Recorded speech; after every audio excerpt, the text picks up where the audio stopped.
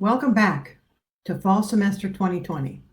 I'm Kim Kelly, and I'm pleased to join my VPP colleagues today to welcome you back for another exciting and challenging fall semester. First, let me thank each of you for all that you did during the spring semester 2020 to help our students succeed. The need to pivot to remote work and instruction challenged all of us, and each of us had to rise to the occasion and make it work. I am very proud of what you have accomplished and how you were so creative and innovative when figuring out how to make a completely different work and learning environment succeed. Thank you from the bottom of my heart. I also want to acknowledge that many of you have worked over the summer to prepare for this fall semester, developing strategies that we will implement to improve our ability to learn, work, and serve our students remotely. Whether you participated in a professional development course, worked to develop safety procedures, measured classrooms to ensure sufficient physical distancing, or developed an alternative assignment that will work in our new normal, your efforts are sincerely appreciated. We have made tremendous strides. I can't thank you enough for all you are doing to make our current challenging situation the best it can be for all of us, and especially for our students. As we begin this fall semester, we will continue to put health and safety first. We have had one success this summer with an on-campus auto tech class that helped our auto tech students achieve their educational goals. I'm also part of a team at the college who is here to support you as we figure out when, to what extent, and for what purpose some of us will return to campus for work, teaching, or learning purposes. As we move ahead, we will do so thoughtfully, with a focus on safety, and with the goal of ensuring the health and well-being of our faculty, staff, and our students. I know this academic year will challenge each of us, but as partners with our county and our state, we are being very careful with the reopening of both the county and the college, and we are prepared for a successful fall semester. We have had some time to adjust to this ever-evolving teaching, learning, and work situation, and I believe this will serve us well as we return to the fall, working primarily in a remote environment. I'm here to support you as we enter this academic year and as we continue to refine and improve our response to the virus. I am glad to be able to welcome you back from the success of the spring and the summer. We all need to remember to support each other this fall as we continue to work under ever-changing circumstances. I look forward to greeting you and thanking you in person once it is safe to do so.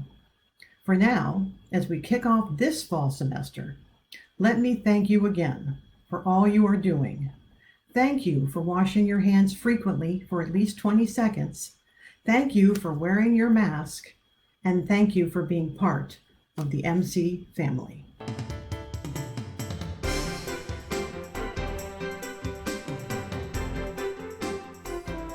I am Margaret Latimer. It is a pleasure to join my VPP colleagues to greet all of you and a new academic year. The opening meeting is the downbeat to start the symphony each fall. We know the tune and the beat is familiar. We knew what came next and that the finale would be played under a tent in May. That was until March. Overnight, continuity of operations, an obscure term embedded in training somewhere, right? Someone's responsibility, right? Became everyone's responsibility. Continuity is what we are celebrating today. The music changed in March, but we didn't miss a beat. I am incredibly proud and grateful to be part of a community of so many dedicated, committed, and accomplished people. Your ingenuity and creativity transformed the teaching and learning environment in just a few days. Your compassion and patience with each other and for our students were the harmonious glue. You held it together. Personally and on behalf of the students, thank you. The efforts continued after spring semester and our amazing virtual graduation. While many of you taught, others were immersed in training to ensure that our students this fall and moving forward will continue to experience MC quality, MC excellence. Some of you were mentoring and supporting your colleagues throughout. Some of you were redesigning labs and creating kits that will enable students to turn their kitchens into discovery zones. Thank you. Your compassion and service extended beyond the MC community. Some of you have volunteered to distribute food or donate blood, make face masks or print face shields, or to demonstrate in solidarity with those who dare to believe that everyone should be part of the American dream. Thank you.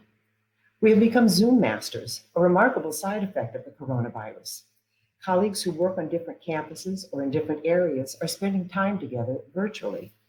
It can be challenging to get together as teams. 495 and 270 do not permit Zooming. Some of you have shared that you will continue with this new tradition after we return to campus. As the fall semester begins, continuity of operations means remote and online instruction. We know that challenges lie ahead, but we remain steadfast in our commitment to providing an outstanding education and experience to every student. I know that many of you are embracing new paradigms in pedagogy in teaching and learning. Thank you. The post-pandemic classroom will reflect this. Planning is underway for how and when we return to campus, but safeguarding the health of the MC community remains our top priority. Science and data, with guidance from the CDC, state, and county health officials, will inform our decisions about returning to the campus-based operations. Until then, students have demonstrated their determination in the face of, for some, great hardship. They are determined not to pause for a pandemic. We will play on, masked. Have a wonderful, healthy, and successful semester.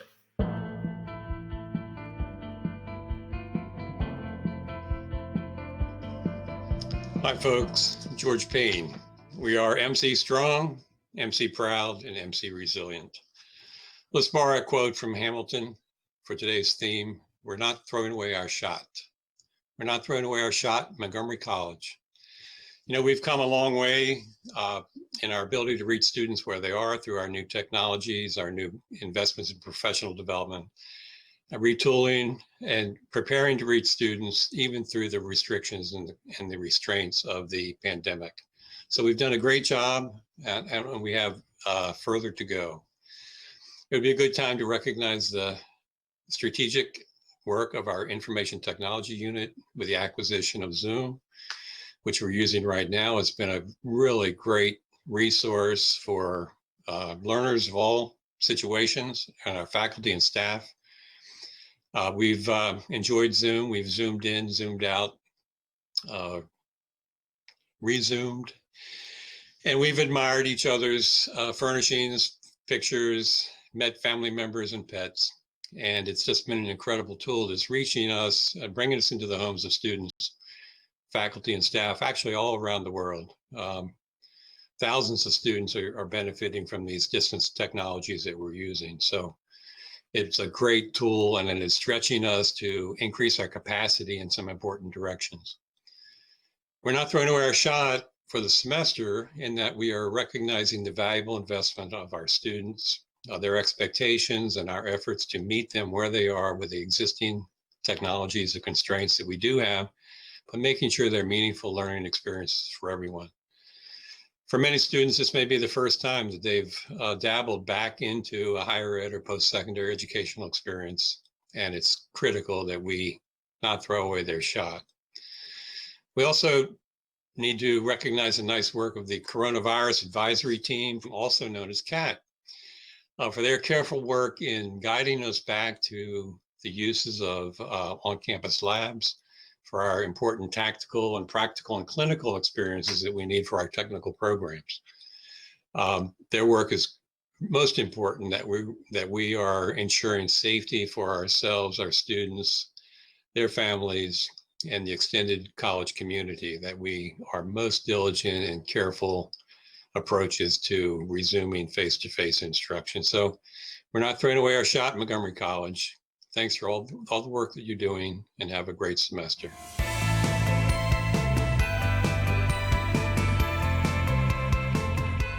Welcome everyone to the Fall Semester 2020.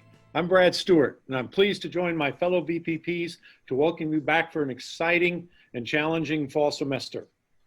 First, let me thank each of you for all you did this spring and summer to help our students learn and succeed. Your efforts were truly amazing. Teaching, learning, and working remotely has and will continue to be a huge challenge for all of us, and I can't tell you how much I appreciate your grit and your resilience. I'm also impressed by how our students adapted and powered through a challenging situation. But then again, I wasn't all that surprised. Just like our faculty and staff, MC students always rise to the occasion. Or as Alexander Hamilton puts it, at least according to Lin-Manuel Miranda, the $10 founding father without a father got a lot farther by working harder, being a lot smarter by being a self-starter. I probably shouldn't brag, but dag, I amaze and astonish. The problem is I got lots of brains, but no polish. I just holler to get to be heard. With every word I drop knowledge. I'm a diamond in the rough, a shiny piece of coal trying to reach my goal. My power of speech, unimpeachable. I know that we can win. I know that greatness lies in you. But remember, from here on in, history has its eyes on you. So we have a tough semester ahead of us. I know that all of you have worked very hard over the summer to prepare, developing strategies and techniques that will improve our ability to teach and serve our students virtually. Thank you for giving up your summer to better serve our students this fall. Finally, and most importantly, as we begin the fall semester, we continue to put safety and health first. A large group of us are doing everything we can to figure out when we will be able to return to our campuses for teaching, learning, and work. We're doing this as carefully as we can with a primary focus on safety and the health and safety and well-being of our faculty, staff, and our students. It's clear what happens when you reopen things too soon. You have to be really, really careful here. I can't wait until that time comes. You got to know this remote stuff is killing an extrovert like me. Until then, I'm confident that due to all of your hard work, we are prepared this fall semester, ready to help our students meet their challenges and achieve their goals. One final note, please wear a mask. Our next speaker is a hand washing, social distancing, mask wearing, racial and social justice advocating, national community college and higher education leader, Montgomery College's own amazing president, Dr. Darian Pollard. Hello, colleagues. I hope you're doing well. Well, it has been a journey that we have been on, and here we are again, facing our first almost entire semester being delivered in online fashion to our students. And one of the challenges that face each of us in this pandemic is how long we think we're going to have to do this, and how long will we imagine what the possibilities of this will be, and at what point do we get to channel that day-to-day crisis energy back into our long-term goals, both personally and professionally. Now, I must admit that my own son, who's 13, has struggled with this concept. When I talk to him about a different assignment, he'll say, "Oh, Mama, this is just COVID. It's okay." He doesn't have to focus as hard. He doesn't have to think too deeply about the outcomes of the lessons as he's learning. And I have to remind him from time to time that, dear heart, when you are in 10 years looking for a job, your employer, your supervisor is not going to be saying to you, "Oh, it was COVID. It's okay." What she's going to say to you is, "Why don't you understand this mathematical concept? Why aren't you reading at the level that I expect you to be reading at?" No one is going to get a special asterisk to say, "Oh, it was because of COVID." So for us as an organization, we also have to continue the work that we're doing, not realizing that this is going to be a moment for how long. We don't even know what the future portends for us, but we know we have a set of students right now that need us and depend on us to do some exquisite work with them. And that's the reality that we're in right now. And wherever you are in 2 years, a whole crop of students is going to be out there in the world of work, and no one is going to give them a break because they were in school a semester or two in the midst of a pandemic. In fact, these students are going to have to work harder than they ever had before, particularly when they step into their work. They're going to have to face some new barriers as they think about their own success. How do I know this? Because I know that unemployment in Maryland measured 8% in June, the latest official data. And in March of this year, it was just at 3.3%, according to the Bureau of Labor Statistics. Now, meanwhile, nationwide unemployment was at 11% in June. And these are daunting numbers for so many of us to conceive. And they may go up as businesses who were holding on by a shoestring are now having to make difficult decisions about their continued success or continued running. Our students are not in the category of folks who are going to weather this storm very easily. In fact, the Hope Center for College, Community, and Justice surveyed 3,500 Montgomery College students and counted that of the students who were working before the pandemic, 41% of them had lost a job. And of those who were still fortunate enough to be working, 33 had suffered a pay reduction. 63% of our students reported in the Hope survey that they were struggling with basic needs and security, compared to about 58% of our peer schools. Now, none of these numbers are healthy. None of them are things to brag about, but they show that our students are even at greater numbers at risk compared to other community college students across the nation. Our students' vulnerability is why our work is so essential right now. Faculty and staff have done some truly extraordinary work over the last 5 months. And I've said this in every space that I can, every time I have an opportunity to speak about the work of Montgomery College. We have accomplished things that we didn't even know that we could do. The depth of the commitment that I've seen demonstrated by this institution and its employees since March has been remarkable. Folks have worked with their kids and their dogs and their children and their spouses, crawling all over them in workspaces. Faculty have pulled classes together in ways that have literally given some students a reason to come back the next day. The isolation that some of our students have experienced without their peers has been profound. And staff have mastered technologies they never heard of in February and found ways to move millions in emergency funding to students very quickly. People didn't just do what they were asked to do. They did so much more. Now, I don't think this would be a surprise when I tell you that we're going to have to keep doing this. On top of what we're doing, we have to refocus as well on our student success initiatives. Not only do they still matter, I would argue that they matter even more now. Start Smart, comprehensive advising, scheduling for student success, and guided pathways. We're even going to have to accelerate them right now because this moment demands that we do something different. These are tools that are going to give different and significant outcomes for our students. The data is already showing us that. Having a degree or a certificate in an economy that is potentially headed into a recession is the difference for so many families between working and not working. That is the bottom line for our students. So we're going to need to keep asking ourselves, how can we lower barriers to student success? Is the college designed for our students, the students we have today, the students we have in this moment, the students who need us right now?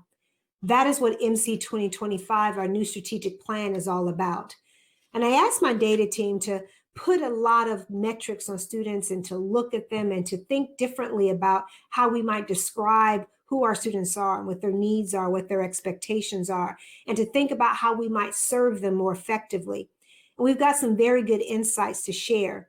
These are some composites of students, but they're contemporary and they speak to a set of commentaries about who these students are based on our services from actual interviews of students. Let me give you a sampling. Ashley, she's an 18-year-old African-American student at the Tacoma Park Silver Spring campus who has a Pell Grant and is majoring in diagnostic medical sonography. She graduated from high school in DC and came straight to college. Is Montgomery College designed for her goals? Well, she says that the online orientation was terrific. She got a lot out of the one-on-one counseling appointments. She took an incomplete in some of her classes this spring due to the COVID because she fell behind, but was grateful that that was an option for her. She reports that she'd like to have more sit-down time with counselors, and it's hard to get a timely appointment though. She also says that sometimes she gets different advice from different counselors and advisors, which is confusing for her. She would also like all of her instructors to allow her to see all of her grades throughout the semester, not just at the end, and that is inconsistent. Finally, she says that the college provides a lot of information, but she doesn't really like emails. She prefers text or some type of app to communicate with her. Start SMART, comprehensive advising, guided pathways. There are elements of each of these in Ashley's story. There are things that she's getting and some that she's not, and they all shake out into these areas. Now let's look at another student, Diego. He is also 18 years old. He is a Hispanic student at the Rockville campus who entered in the fall of 2019 straight from Kennedy High School. He's a business major, but does not yet have plans about graduation or transfer. One of the things he loves about the college is the Starbucks on campus. He says that the financial aid tools were easy to use once he got to the right place, and his ATPA coach really helped him understand why he had to take certain classes as prerequisites. That was a barrier for him. It's not easy to understand if a student doesn't know the depth of a subject matter. His challenges, getting around the Rockville campus. He found the maps and signage confusing. He sometimes has trouble finding resources because they're not all centralized. He also says that he had trouble understanding the required sequencing of courses. He is working a lot while in school, and he doesn't check his email regularly. Start SMART, comprehensive advising, and guided pathways. There are elements of all of these in Diego's story, and we're hitting some of them with Diego, but we're missing the mark in some other areas. And here's yet another student. Isabella is a Hispanic student and started at Montgomery College at 19 on the Germantown campus. She took a year off after graduating from Northwest High School. She's majoring in psychology with a goal of graduation in 2 years and wants to attend the University of Maryland at College Park. She says she found the college very friendly and welcoming. She raves about the Maple and the Learning Center, such as the Writing and Reading Learning Center. And she's found the quality of instruction to be solid, and she likes her class sizes. Now, she reports these hurdles, though. Transportation to the Germantown campus. She doesn't have a car. Trouble finding space in classes she needs for her major. She didn't decide to register until July. It also took her longer to register than she expected, and she had to wait for her assessment results. Isabella wishes that someone had, quote, just told her which classes to take rather than letting her figure it out. Start SMART, comprehensive advising, guided pathways, scheduling for success. Again, there are elements of all of those in Isabella's story. Yet, we're doing well in some areas, and in some areas, we are not. When the college joined the Achieving a Dream Network in 2016, we strengthened our use of analytics considerably. We created the Student Success Scorecard, and we started providing a lot more data on students to the college community. Just this fall, we piloted a class list program in which faculty can request a good deal of data on the students in their classes in order to better understand their challenges and help craft pathways for success for them. And we've made much progress in that space. But there are parts of student stories that don't fit well into the boxes that I've described. That Isabella didn't register for classes until July because her manager at the restaurant didn't put up her work schedule until the start of the month, so she wasn't sure she'd have enough hours to cover the costs. That meant that she didn't register, and she had been locked out of the schedule because the classes that she needed were full. How do we create schedules that serve students' complex lives best? Diego didn't have anyone in his home who went to college. He knows he likes business, but when faced with a wide open schedule, he doesn't know where to start. He wants and desires more structure, but he doesn't even know how to ask for it. How can we use guided pathways to get students on a path that research shows leads them to completion? Ashley would like more time with her counselors and needs consistency in what her advisors tell her. She's also a first-generation college student, so there's no one at home that she can talk to about her ideas and work through them. She needs help in navigating the path forward. And if she hears two different sets of advice from advisors, she may waste time and resources neither of which she probably has. How do we at Montgomery College use counseling and advising to help students start their careers with the end in mind? When we see these barriers the students face, we have to ask ourselves, are we serving students where they are right now in this moment? We might come from an era in which college was placed mostly for intellectual exploration and experimentation. And I love that model myself. But I have to tell you, I'm not quite sure that's what our students need right now. Those of us who teach may have taught in an era when we chose our own teaching hours based on what worked best for our families. That may not be what our students are asking for us right now. We may really enjoy an advising model that nurtures creativity and exploration and encourages students to take their time as they grow. But what might actually serve our students more effectively in this moment right now is that they probably need better direction that our counselors and academic advisors can provide from their experience with students who actually complete their courses and their degrees differently and efficiently. We don't want students to have to retell their stories every time they speak to someone new. That doesn't serve them well and creates a redundancy that may not help build the confidence that those students need as well. Our mission of empowering students to change their lives has a new and profound urgency right now. They need degrees and certificates that will allow them to compete. COVID-19 is not giving anyone a pass, even if my son thinks it is.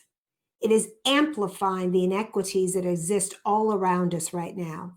And those essential worker jobs in grocery stores, who do you think is serving in those jobs? Who's being exposed and being vulnerable? Those are our students. Those folks are at higher risk because of existing conditions due to poor access to healthcare, to poverty, to all of the compounding factors we know that affect this moment. These are our students. If you tuned in for the Washington Post Live's conversation on higher education a couple weeks ago, you may have heard Spelman President Dr. Mary Schmidt Campbell mention the Social Mobility Index. That's basically the extent to which a person coming from a family whose income is in the bottom fifth of all incomes, and they end up in the top fifth of all earners. In most cases, they've leveraged their education to move them to a higher income bracket. So we did some digging and looked at our Montgomery College data, and we see that we are indeed a powerful catalyst in that sphere. We're moving people from low income starts to much higher earning potential. We're definitely above the national average.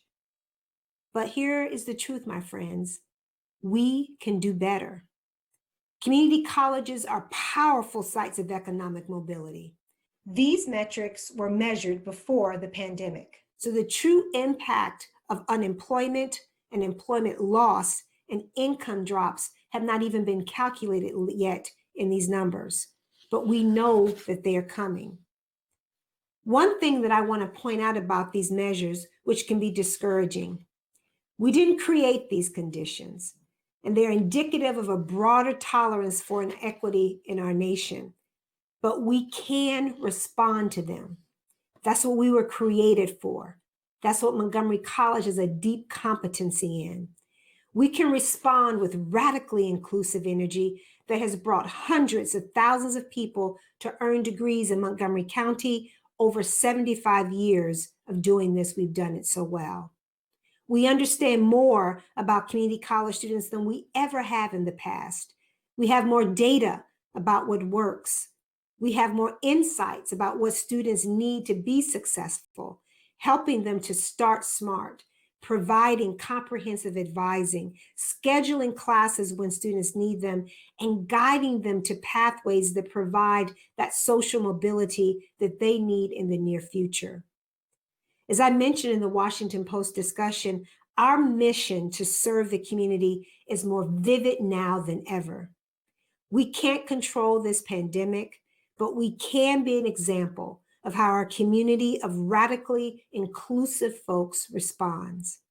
People at the college ran blood drives and distributed food and printed face shield masks for hospitals. Those were courageous things to do, even things that could have gotten them in trouble. Speaking of trouble, one thing that the pandemic has reminded me of is how deeply social justice is woven into the fabric of Montgomery College. Even in the midst of some very real threats from COVID-19, many of our students and some employees were in the streets to protest inequities. Some were delivering food packages to people who couldn't leave home. And as Congressman John Lewis would have said, that they were getting into some good trouble, necessary trouble. Even if you weren't in the streets, I know many of you were participating in some courageous conversations online or were on MSNBC, as was our criminal justice professor, Sonia Pruitt, talking about policing.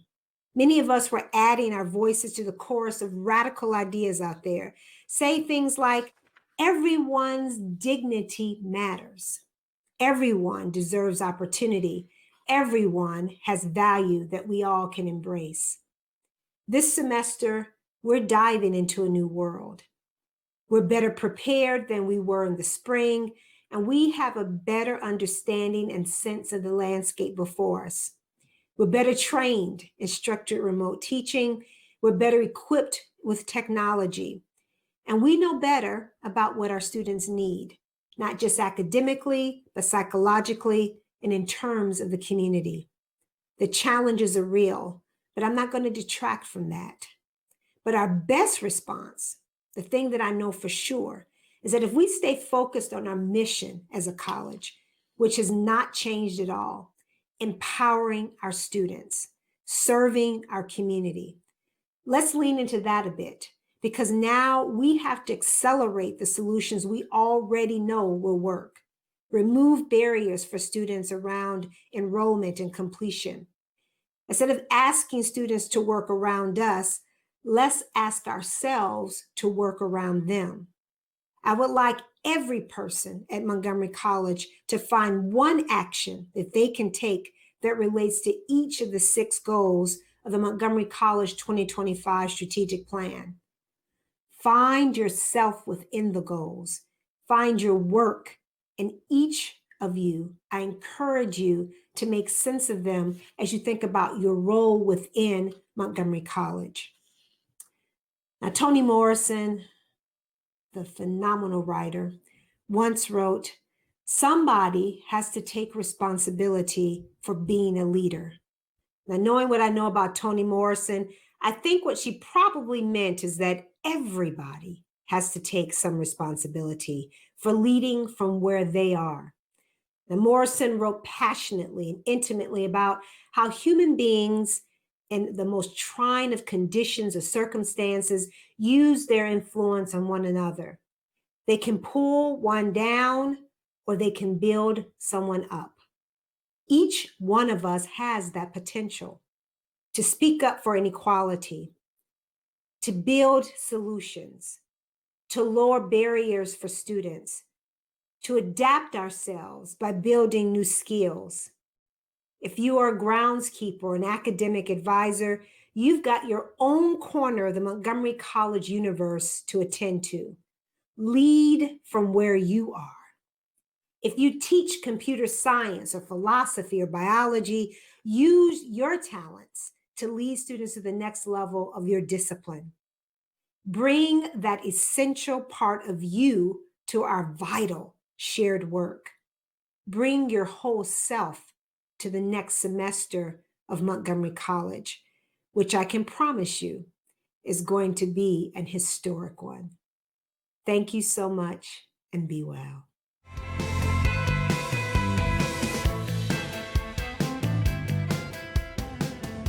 We are MC Strong, MC Proud, and MC Resilient. Hello, I'm Monica Brown. In the spirit of the 7 truths to a common student experience, our faculty and staff have been agile, creative, and effective, ensuring that our students start smart. with Raptor Central, the new gateway to the college, providing a single entry point for new students and expanding our student support efforts for all. With the Student Financial Aid Office going live with online financial aid forms and responding to thousands of calls over the past few months, ensuring that we maintain a foundation of support opportunities with the financial aid and foundation staff distributing more than $2.6 million of CARES Act grants to over 5,500 students in less than 1 month, and the Shaw Center staff providing basic needs support, as well as online physical and mental health activities designed to reduce stress and anxiety for employees and students, ensuring that students are connected with numerous virtual activities and other online offerings designed to keep students connected to MC staff and their peers with events such as Club Quarantine, Raptor Lounge, Raptor Slam, and other innovative activities organized by Student Life and the Shaw Center, ensuring that we build community by hosting online forums for students with Breathe, a conversation about racial, social inequality and the Black male experience, and Courageous Conversations, Race-Based Trauma and its Impact on College Student Persistence, or offering diversity and inclusion and sexual assault prevention online courses, ensuring that we enhance the classroom experience that includes counseling faculty participation in SRT training over the summer and the effective use of technology, collaborative peer-to-peer learning experiences, co-curricular learning activities, support services both in and outside of their virtual classroom, as well as advising from counseling faculty and guidance from staff, ensuring that we encourage student success every step of the way with programs such as ACES, where the coaches have continued to provide outstanding support for students, and our counseling faculty who have conducted advising sessions and outreach to thousands of students, in addition to hosting Zoom sessions for our student athletes. And finally, ensuring that everyone across the Student Affairs Division does our part to support students so that they can plan to cross the finish line.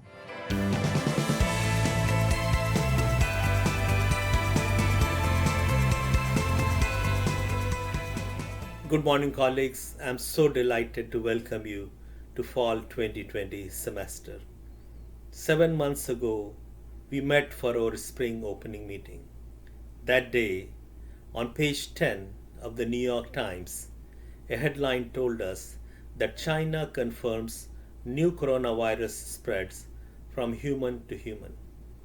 Think how the world has changed in 216 days. Let me take you on a short 2-minute journey.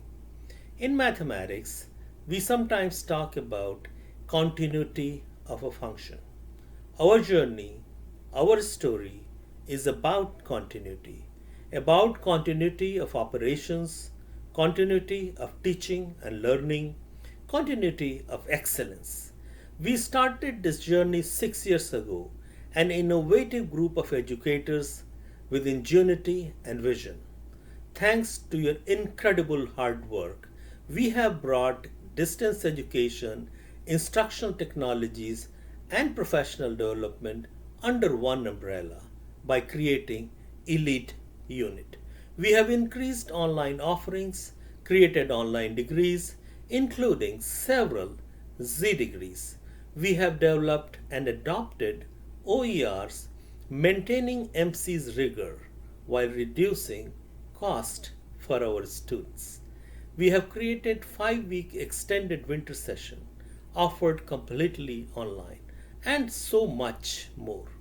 We were prepared to continue on this journey when news stories of a spreading and increasingly serious health crisis were no longer on page 10.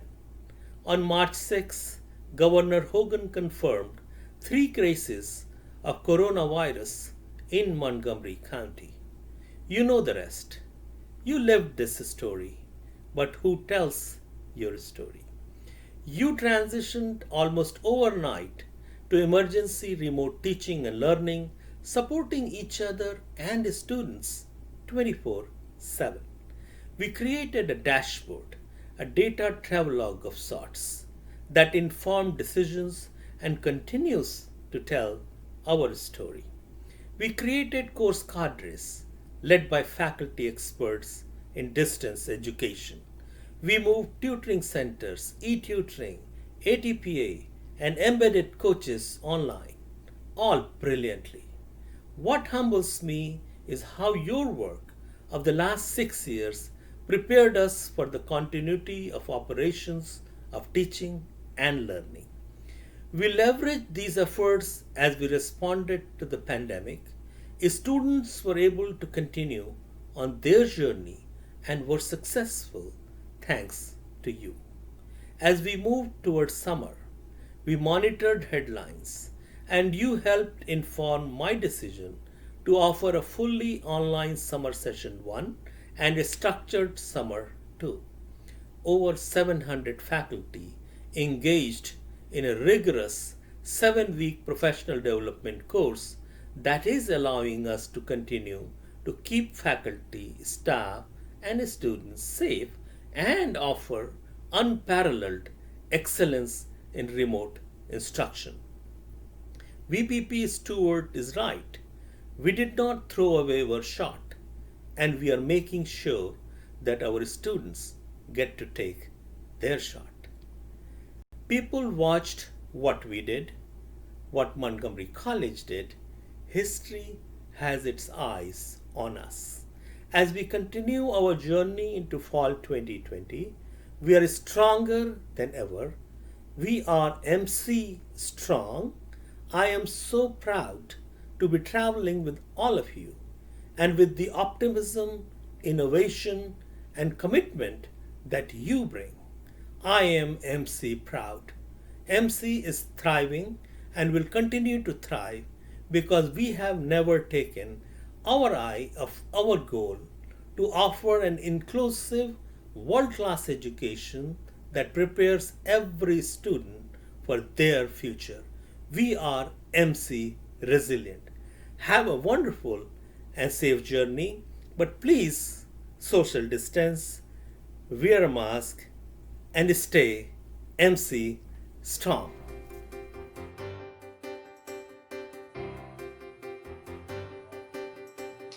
Good morning, Montgomery College. I'm Donna Shenna. It's good to see you. And when this is over, I will never take for granted how special it is to work with you in 3 dimensions. And I so look forward to returning to campus where we all can come together and work together again. I want to share with you this morning some wonderful examples of the collaboration across all areas of the college where we demonstrated our collective MC strength, pride, and resiliency. This work was not the work of one or some, but of everyone. When the decision was made to move to remote teaching and working, our IT teams kicked into action to make sure that we had the necessary technology and services to be successful. All call centers and their staff were moved to work from home mode to provide staff and student assistance without any interruption. Our counselors and advisors were provided chat capability so that they could communicate real time with our students. IT teams collaborated across the divisions to distribute needed technology to enable remote work and remote teaching. The unexpected, perfect timing of the deployment of the Zoom video conferencing system just a few weeks prior to moving into emergency remote has become a key tool for employees and our students. The Office of Business Services has focused on protecting students' class schedules to minimize financial and emotional stress for our students, as well as maintaining the important financial and business operations of the college. Paid deletes have not been performed after classes have started. The online tuition payment plan has been modified so that students can make installment payments without entering into a formal installment plan. Delinquent student accounts are currently not being sent for collections. OBS staff collaborated across numerous divisions to interpret and manage complex federal and state emergency grants for institutions and student needs resulting from the pandemic. And they have monitored and managed the impact to our budgets from the county cost savings and the state reduction. And they continuously are monitoring the economic environment at the county and the state levels. The Office of Human Resources and Strategic Talent Management have focused on ensuring access to timely information and services, as well as enhancing some of the services that we already have. They launched a new weekly e-newsletter called Employee Matters, and this is to keep the college employees informed and connected while working remotely. They expanded the Faculty Staff Assistance Program service to include coverage for part-time faculty, casual temporary workers, and student aides. They developed and implemented a new talent share program. This is a unique opportunity for employees to learn new skills and grow professionally while supporting the college community. They developed a new program called Employee Connections, and this is for employees across the college to connect and support each other through a series of facilitated Zoom conversations. And recently they completed 2 assessments. One was working with managers and administrators to assess individuals' capacity to remain working remotely and to identify those employees who will need to return to campus to be able to do their jobs. And a second was a survey of employee satisfaction level with the information and the support that they have received from the college during the remote work. And a companion piece is an online mechanism for employees to share any anticipated concerns or challenges about returning to work. Our facilities division, they have kept our campuses in good working order. We have complex, vast campuses and infrastructure, and even though they are mainly vacant, there is still much to be done to preserve and protect our campuses and our campus infrastructures. They have retained a small group of employees on campus throughout the pandemic to monitor these systems and to monitor over our campuses. And importantly, facilities is deeply involved in the planning and the preparation for our phased return to campus. So a focus now is ensuring that our facility staff are trained in the appropriate cleaning and disinfecting protocols, and that they have the necessary personal protection equipment and supplies. Our public safety and emergency management team, like our facility staff, they have been present on our campuses throughout the remote work environment.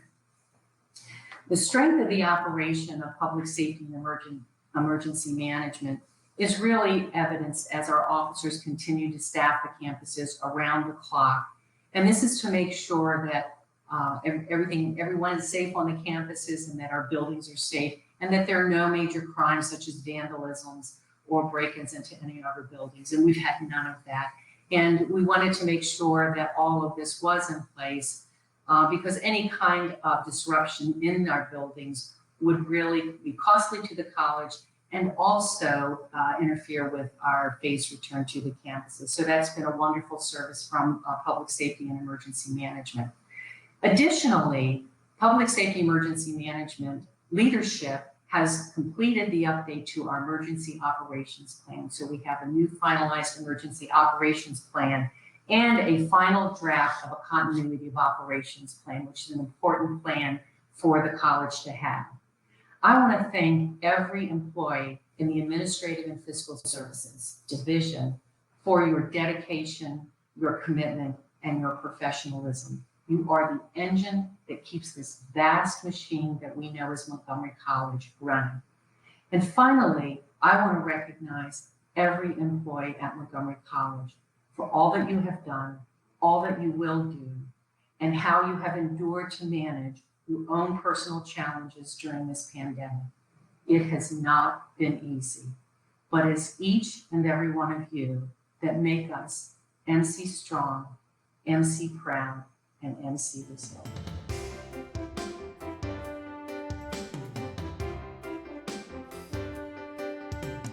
Hi, I'm Dave Sears, Senior Vice President for Advancement and Community Engagement at Montgomery College. At the heart of our response to the pandemic are two things: collaboration and student-centeredness. And I want to thank all the faculty, staff, and administrators that have helped to effectively communicate and provide assistance to our students and community in need. I think in this world, a lot is taken for granted. So I want to thank some specific teams at the college for their efforts during this time. To our faculty, first and foremost, thank you for moving to remote learning in creative and innovative ways to support our students. Secondly, I want to thank our HR STEM, payroll, and business services employees who've continued to make sure that our employees get paid, our vendors get paid, and most importantly, have provided assistance to employees and students in need. Third, I want to thank the IT resource management staff that have provided laptops and other devices so that students can continue to learn remotely and workers have what they need to work from home. A group that has really made a big impact has been our financial aid staff, along with our foundation finance staff. They've done a great job of providing millions of dollars to our students through CARES Act funds, through foundation funds, and through reallocated college funds. I also want to thank our grant staff that have supported that effort. They've made sure that the $11 million in CARES Act funds have been used quickly and efficiently for our students and also for our faculty and staff for professional development related to remote learning. And finally, I want to thank our community engagement and our communications teams. They've provided great assistance in terms of effective communications in multiple languages that not only help to allay fears, but also bring hope to the community. Our work, though, is not done. And this is demonstrated by two quotes from students that I received recently. I received one quote from a student that said, "I appreciate your kindness and generosity so much. It is a pleasure working with so many individuals that want to see me succeed." This email made my day. Another student emailed me back when we had expended all possible resources to help her with rent assistance, food assistance, and tuition support. She stated simply, "It just is not enough." This is the email that keeps me up at night. So please continue to collaborate, break down the enrollment barriers, and remain student-centered so that we can get to the point where every student has the resources they need to succeed. Thank you again for all you're doing. And let me now introduce Joyce Matthews, who has some exciting news to share from the Montgomery College Foundation. As you have heard from Dave and our other leaders, Montgomery College has been at the forefront of acting quickly with great humanity to lift up our community and support those in need. I have some numbers to share that will demonstrate this even further. Our donors have sent a clear message that they believe in the potential of our students and that they share a commitment to ensuring that educational opportunities are accessible to all members of our community. On June 30th, we concluded a 7-year campaign. Members of the development team had been working for 7 years to raise $30 million, which was the biggest stretch goal in our history. This time last year, we still had $4.5 million to go. But despite the economic downturn, we were able to come up with over $31 million. This came from over 450 employees, retirees, and thousands of other donors. This surpassed our goal by $1.5 million. We had our highest total in 7 years and our third highest in the foundation's history. These gifts will lift up students today, tomorrow, and in perpetuity through the gifts to the endowment. Other compelling numbers can be seen in our response to the need for emergency funding. Employees and retirees gave more than $31,000 to help our students stay on track and in class. The staff union, AFSCME, reallocated $75,000, and the full-time faculty union, AAUP, reallocated $150,000 from funds remaining in their professional development budgets. This money, along with other donations and funds from the college, allowed us to make 1,784 awards, totaling over $850,000 to students since the pandemic hit. While the numbers are important, I encourage you to read our Foundation Focus magazine to hear the personal words from the students about the life-altering impact this support had on their lives.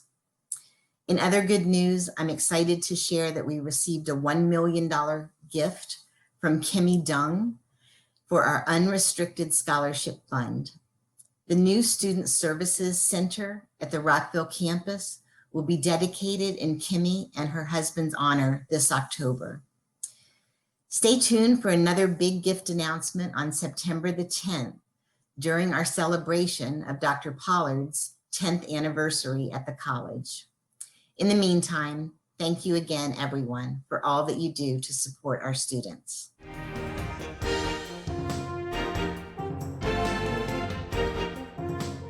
Hello, I'm Monique Davis, a member of the Corona Advisory Team.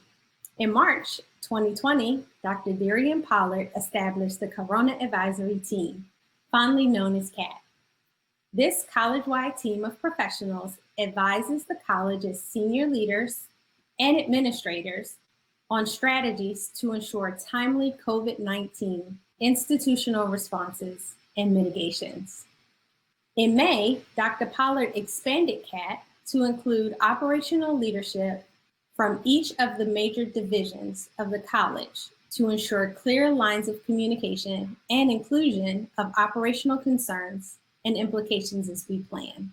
While the COVID-19 crisis has challenged and upended business as usual at Montgomery College, it has also spurred rapid creativity and problem solving as we determined how to provide access to quality education for MC students while protecting their health and the health of our employees. CAT members participate in various federal, state, and county-wide meetings. We obtain resources from the Centers for Disease Control, the White House Opening America Plan, and the Maryland Strong Roadmap to Recovery Plan that offered guidance to the MC COVID-19 Health and Safety Plan. The COVID statistics from Montgomery County are monitored from the webpage montgomerycountymd.gov/COVID-19/data. The directives of Governor Larry Hogan, the County Council, and public health advice are the sources that inform CAT's plans and recommendations. Accordingly, the recommendations are subject to change based upon directives from the governor, the county council, and/or public health advice. Among CAT's scope of work is to develop plans and recommendations for reopening the college's campuses and facilities that reinforce public health and promote safety compliance. The MC COVID-19 Health and Safety Plan is accessible via the Resilient MC webpage at montgomerycollege.edu/resilient-MC or search Montgomery College Resilient. The plans align with the Roadmap to Resilient Transformation, a thriving Montgomery College post-COVID-19 guiding principles and tactical plan. which will continue to guide strategic planning and decision-making. The CAT met daily from March 10th through June 24th, 2020. Beginning in July, the CAT group met weekly, while the work groups within CAT met regularly during the week to address the deliverables as outlined in the MC COVID-19 Health and Safety Plan. The CAT provides weekly updates and recommendations to senior leadership. The recommendations fall within the following categories: personal health and safety expectations, building health and safety, college-wide health and safety, operational health and safety, communications plan, and exposure management and response. Decisions about returning to the college campuses and facilities is contingent upon the directives of Governor Hogan, the Montgomery County Council, and public health advice, which are all sources that inform CAT's plans and recommendations, which are subject to change. The CAT members will continue to work diligently on the health, safety, and well-being of the Montgomery College community. Now remember these personal health and safety tips. Wash your hands, wear your face covers, stay 6 feet apart, and stay home if you're ill. Thank you. Each year, we recognize teams and individuals who have made an outstanding contribution to the college community. This year, in our remote environment, we would like to celebrate and acknowledge the Staff Distinguished Service Award and the Team Effort Awards. Continue watching to see who among your peers were honored with these awards.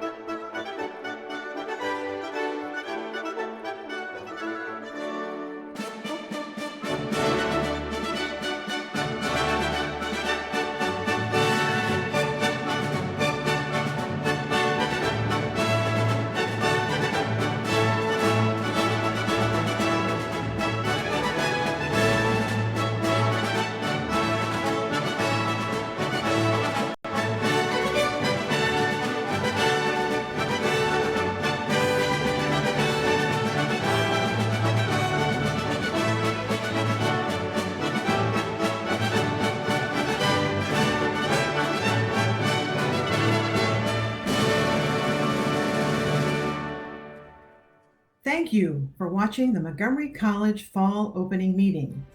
For details of Professional Week activities, please visit the Fall Opening Meeting webpage. Please social distance. Social distance. Social distance. Social distance. Wear a mask. Wear a Wear a mask. mask. Wear a mask and stay stay MC strong.